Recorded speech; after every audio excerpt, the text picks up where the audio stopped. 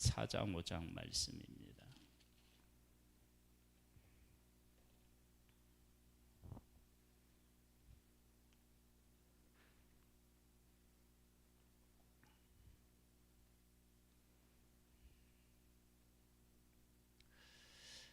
하나님은 선택하십니다. 선택이라고 하는 것은 많은 것이 있는데 그 중에 내가 원하는 것을 택한다, 그런 의미를 담고 있는데, 그런데 하나님의 선택은 우리가 여러 개 중에서 한 개를 선택한다라고 하는 개념하고는 완전히 다릅니다. 하나님의 선택은요, 하나님의 사랑과 은혜, 그리고 구원, 이런 일들이 어떻게 우리들 가운데 있는지를 한 사람을 선택해서 대표로 어떻게 해요? 보여주시는 의미를 담고 있습니다. 그러니까 다른 것을 버렸다는 의미가 아니라 다른 것들을 대표한다라고 하는 의미가 선택에 담겨져 있습니다. 그러니까 아브라함을 선택하셨다, 그리고 아브라함의 후손 이스라엘을 선택하셨다라고 하는 그 선택은 하나님께서 온 인류를 어떻게 사랑하시고 어떻게 그 온 인류를 구원하시고 어떻게 복되게 하시기를 원하시는지를 아브라함을 선택해서 보여주신 것이다 라고 하는 의미를 담고 있습니다. 그래서 하나님의 선택을 받은 사람은 무엇과 같이 그게 움직이게 되느냐, 그러면 선택은 사명하고 같이 가게 되어 있습니다. 그래서 하나님의 선택을 받은 사람은 반드시 사명이 따라가게 되어 있는 거예요. 지금 이제 하나님의 백성이, 하나님의 선택을 받은 백성이 최고의 영광을 누리던 때입니다. 그러니까 최고의 영광을 누렸다라고 하는 것을 다르게 표현하면 하나님의 말씀대로 살아서 복을 받아 누린다, 그런 의미를 갖고 있는 거죠. 그러면 그렇게 하나님의 뜻에 선택을 받아서 하나님의 뜻 가운데 살아가면 하나님의 그 통치가 어떻게 어디까지 미치게 되느냐, 그러면 솔로몬 왕이 온 이스라엘의 왕이 되었고 그의 신하들은 이러하니라. 사독의 아들 아사리하는 제사장이요 시사의 아들 엘리호렙과 아히야는 서기관이요 아힐롯의 아들 여호사밧은 사관이요 여호야달의 아들 분하야는 군사령관이요 사독과 아비아달은 제사장이요 나단의 아들 아사리야는 지방장관의 두령이요 나단의 아들 사복은 제사장이니 왕의 벗이요 아히살은 국내 대신이요 압다의 아들 아도니람은 노동 감독관이더라. 이것은 하나님께서 주신 그 재능으로 각자에게 맡겨진 역할을 잘 감당한다, 그런 의미가 있고요. 그 다음에 이제 12지방 관장 그렇게 나오고, 또 이제 이 사람들이 자기가 맡겨진 일들을 잘 하니까 어떤 일이 생기느냐, 그러면 20절에 가보면 유다와 이스라엘의 인구가 바다의 모래같이 많게 되매 먹고 마시며 즐거워하였으며, 여러분 입 하나가 늘면 이게 큰 겁니다. 우리도 이 딸들이 집에 있는 것하고 없는 것하고 차이가 많습니다. 그러니까 식구가 늘어난다, 사람이 늘어난다, 그런 것은 보편적으로 얘기하면 삶이 팍팍해질 가능성이 있습니다. 그런데 하나님께서 하나님의 말씀을 대로 산 하나님의 백성들에게 어떤 복을 주셨느냐, 사람이 많이 태어나는데 먹고 마시며 즐거워할 수 있도록 더 풍성하게 주신 것입니다. 그러니까 사람이 한 명이 더 늘어났다 그러면 한 병 반 내지 두 명의 몫을 하나님께서 어떻게 해요? 그들에게 허락해 주시면 인구가 늘어날수록 어떻게 해요? 먹고 마시며 즐거워하는 일들이 생기겠죠. 그렇죠? 우리나라도 지금 그 인구 문제가 심각해졌는데요. 근데 왜 많이 안 낳느냐? 그런 것 중에 하나가 뭐예요? 가르치는 일, 이런 일들이 결코 쉽지 않다라고 여기는데, 그런데 하나님의 뜻대로 살아서 하나님이 주시는 복은 사람이 늘어남과 동시에 하나님이 각 사람에게 주시는 은혜도 차고 넘쳐서 더 풍성하게 해 주시는 것입니다. 그래서 이러한 일들, 즉 하나님께서 솔로몬, 다윗에게 언약하신 그 언약이 솔로몬에게 이어졌고, 솔로몬이 하나님의 언약을 가지고 하나님이 맡겨진 왕의 자리에서 하나님의 말씀을 따라서 통치하게 되니까 그 통치가 저 밑에까지 어떻게 해요? 다 미치고, 또 각자에게 주신 달란트를 가지고 나라를 위해서, 하나님 일을 위해서 쓰임 받는 그런 귀한 일들이 일어난다라고 하는 것을 볼 수 있습니다. 그 다음에 어떤 일들이 일어났느냐 그러면 이게 24절 25절에 보면 솔로몬이 그 강 건너편을 딥사에서부터 가사까지 모두 그 강 건너편을 왕을 모두 다스림으로 그가 사방에 둘린 민족과 평화를 누렸으니, 솔로몬이 사는 동안에 유다와 이스라엘이 단에서부터 부엘사바에 이르기까지 각기 포도나무 아래와 무화과나무 아래에서 평안히 살았더라. 이웃 나라하고는 평화, 그리고 그 나라 안에는 뭐예요? 평안을 누리는 거예요. 이게 얼마나 이때 하나님의 은혜가 정말로 차고 넘쳤는지는 평화와 평안으로 모든 것들을 대표한다라고 할 수 있습니다. 그러니까 이 평화와 평안은요, 나 혼자의 어떤 힘으로는 도저히 만들어낼 수 없는 선물입니다. 왜냐하면 내가 위국과 옆에 있는 나라하고 싸우지 않으려고 해도 옆에 있는 나라가 어떻게 해요? 전쟁을 일으키면 평안은 안 되는 것입니다. 그리고 평안은요, 내가 평안해야지 한다고 되는 문제가 아니에요. 그래서 이 평화와 평안까지 이르게 되었다라고 하는 것은 하나님의 통치가 얼마나 이렇게 잘 이스라엘에 임하게 하셨는지를, 임했는지를 알 수가 있습니다. 그러니까 우리가 하나님을 잘 섬기고 하나님 안에 거하면 이 두 가지가 우리 인생에 있어야 됩니다. 하나는 평화입니다. 평화. 그것은 다른 사람하고의 관계가 어떻게 해요? 좋아지는 거죠. 그 다음에 하나는 내 안에서 뭐가 있어야 돼요? 평안이 있어야 됩니다. 그래서 하나님의 은혜를 받은 사람은 평화와 평안이 그의 삶 속에 있는 것입니다. 이런 은혜가 있기를 주님의 이름으로 축복합니다. 그럼 이제 5장으로 가면요, 이제 솔로몬이 성전을 이제 짓는 내용이 나오는데, 왜 다윗에게 다윗이 성전을 짓겠다고 그렇게 이야기를 했는데 하나님이 왜 막으셨느냐? 근데 그 이유는 그 다윗은 뭐를 했어요? 전쟁을 해서 피를 많이 흘렸다 그러는데, 그 피 흘림에는 어떠한 의미가 담겨져 있느냐 한번 볼까요? 5장 1절로부터 보겠습니다. 솔로몬이 기름 부음을 받고 그의 아버지를 이어 왕이 되었다 함을 두루왕 히람이 듣고 그의 신하들을 솔로몬에게 보냈으니, 이런 히람이 평생의 다윗을 사랑하였습니다.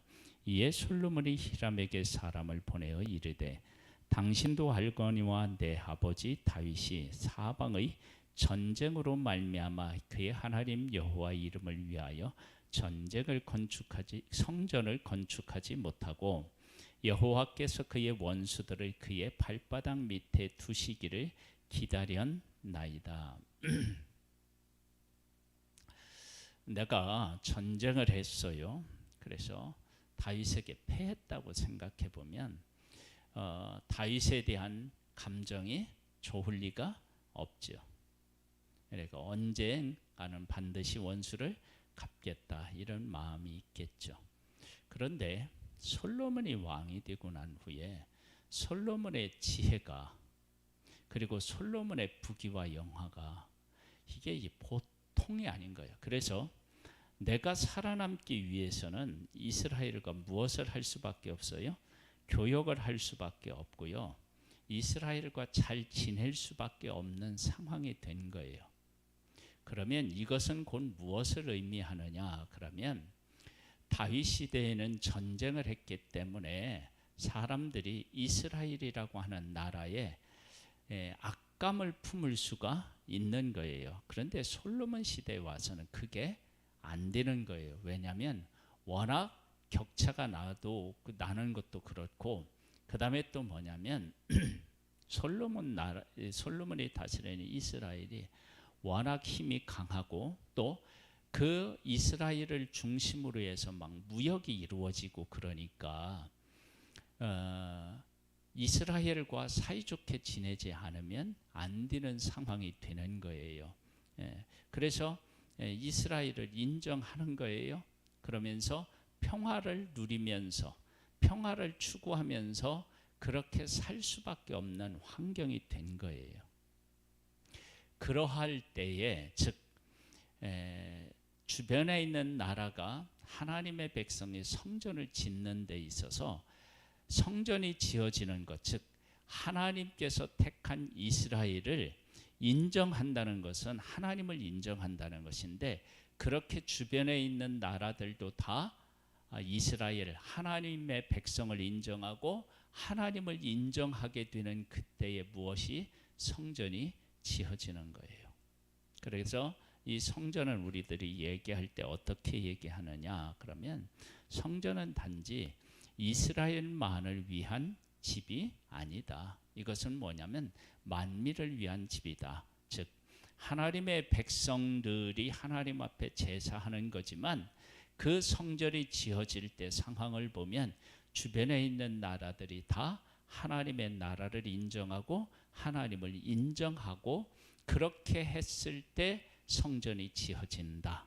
그러면 이 성전은 하나님이 살아계시다는 것을 상징적으로 보여주시는 것인데, 그리고 하나님이 함께 하신다는 것을 보여주고 계신데, 그것을 이 주변에 있는 나라들도 어떻게 해요? 다 인정하게 해놓고 성전을 지었다. 그것이 맞죠. 왜냐하면 하나님은 이스라엘의 하나님만 아니시고 온 인류의 하나님이시니까 그렇습니다.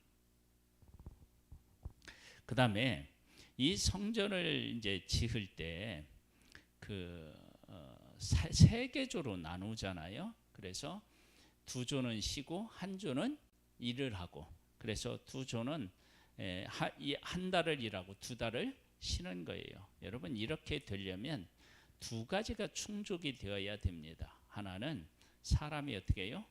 많아야 돼요. 그래서 많게 되었다 그러잖아요. 사람이 많게 되었다. 그 다음에 또 하나는 뭐냐면 사람이 많은다고 되는 문제가 아니라 두 달 일하고 한 달을 쉴 수도 있잖아요.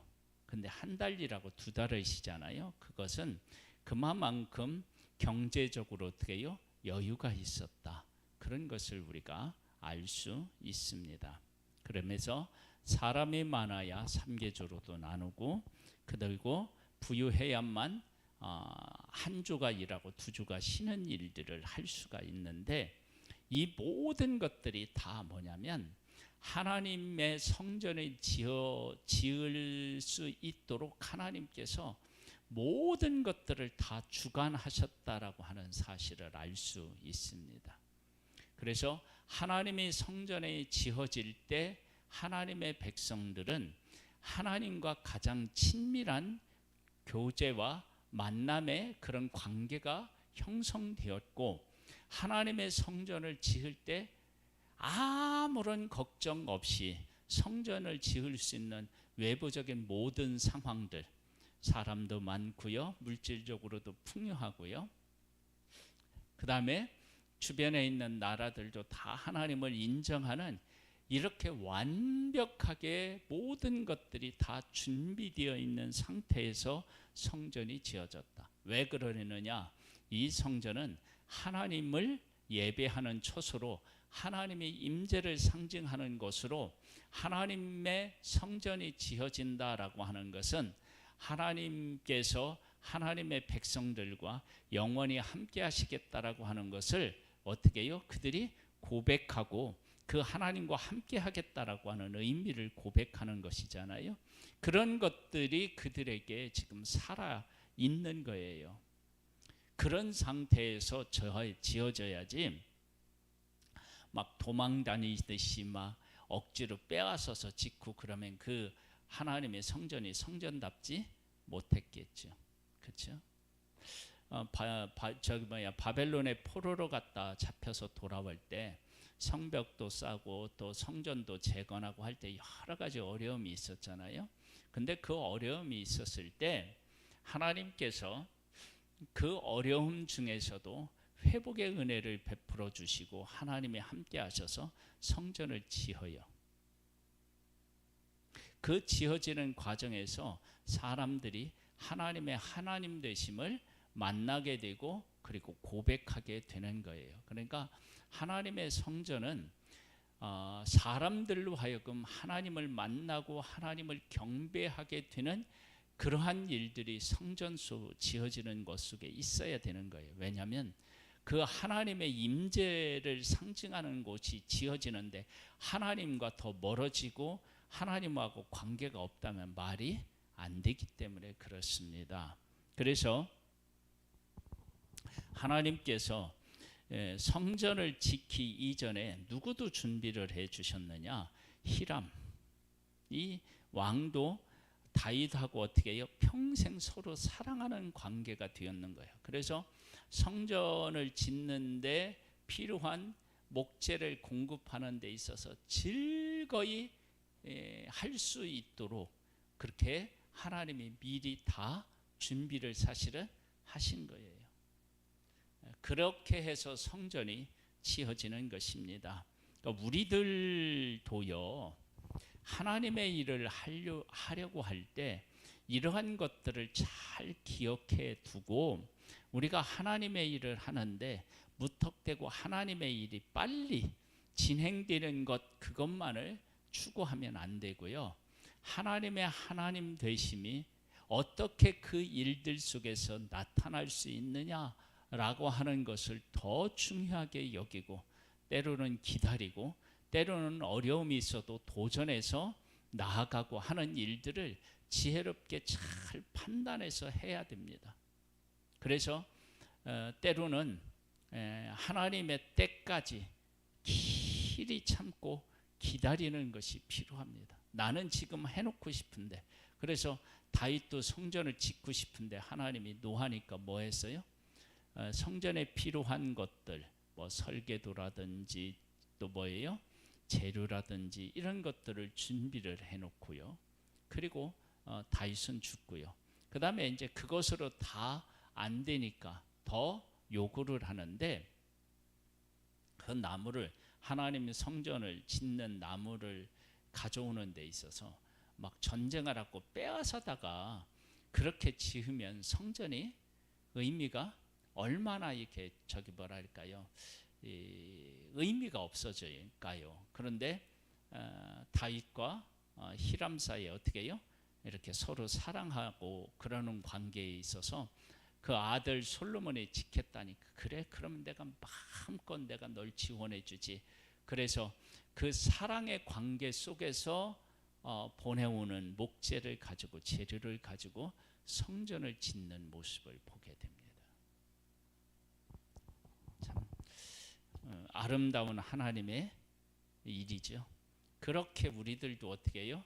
하나님의 일을 이루어 갈 그런 꿈을 꿔야 돼요. 왜냐하면 하나님의 일에서 가장 중요한 건 뭐예요? 하나님이 드러나는 거예요. 내 이름이 드러나는 것, 내가 얼마나 이걸 내가 했다라고 하는 나의 과시, 뭐 이런 것이 아니고 하나님의 하나님 되심을 드러내는 것이기 때문에 이러한 하나님의 일이 이루어질 때, 이 성전이 지어졌을 때 그 상황을 전체적으로 보면 그것이 하나님의 일을 이루는 데 있어서 이 일이 이렇게 되어야 된다라고 하는 것을 가장 잘 보여주었다. 그것을 우리에게 알려주고 있는데, 우리도 하나님의 일을 할 때 이런 일들을 우리 마음에 품고 그렇게 하나님의 일들을 우리가 이루어갈 수 있게 되기를 소망합니다. 우리 기도로 하나님 앞에 나아가겠습니다. 오늘 말씀을 우리가 잘 기억하고 내 평생에 하나님의 일을 행할 때 나만의 하나님이 아니라 모든 사람의 하나님이신 것을 드러내 보이는 그런 가운데서